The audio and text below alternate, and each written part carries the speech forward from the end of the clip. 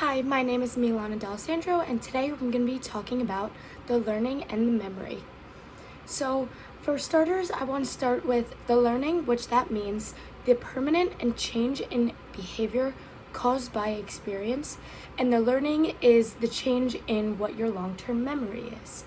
So now let's get into what the memory is. So the memory is acquiring information and the storing of it that you have in your brain over time. So I feel like what an example of this can be is that if you are a little kid and you're starting to learn stuff and whatever your parents teach you, so if they have a certain way of teaching you and you just stick with that and that's what you remember for the rest of your life basically.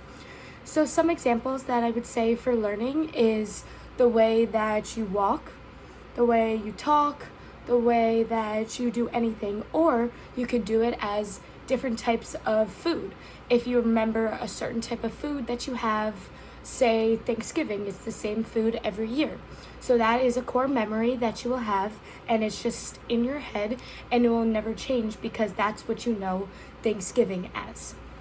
So also to get into more of the information of the different types of learning and the different types of memories that you have. So if you recall something, is that if you see something that you remember from the past and now it's brought to the present. So that will be a recall because you've seen it before and like you've gotten knowledge of it. So that now when you see it again, you'll recall and you'll remember of what it was from the first time that you saw it,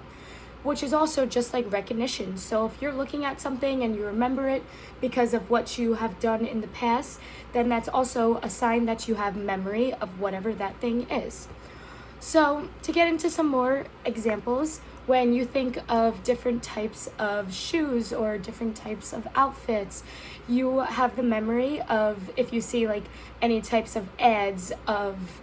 athletic shoes and athletic clothes, you think of straight to being active and wearing those clothes to the gym or those shoes to the gym, and that's just the memory that you have when you see these types of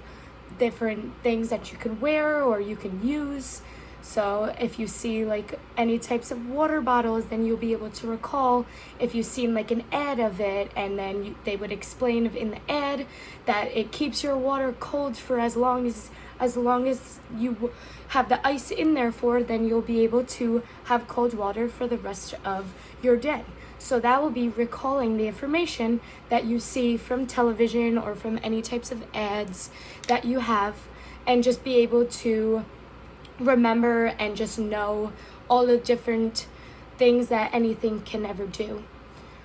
So also some of the memory processes that you'll have when you're recalling all these different things is that if you are younger and you have like short term or long term, and there's sensory memories. So there's just all these different types of memory systems and memory processes, and you're just condoning and storing all of the information in your mind that you will be learning from the past.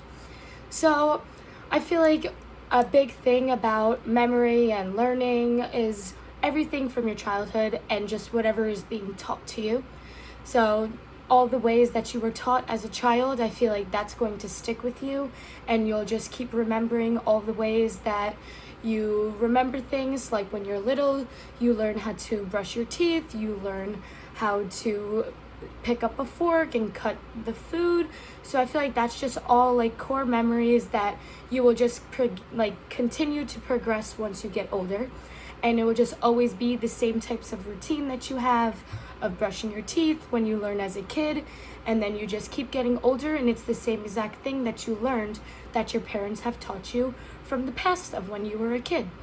So I feel like that the learning and the memory is a very important part of your brain, and also a very interesting part because of all these things that you learned when you were so little, and now you still remember how to do them because you get to recall and all of the different things that helps you remember what you need to do when you become older.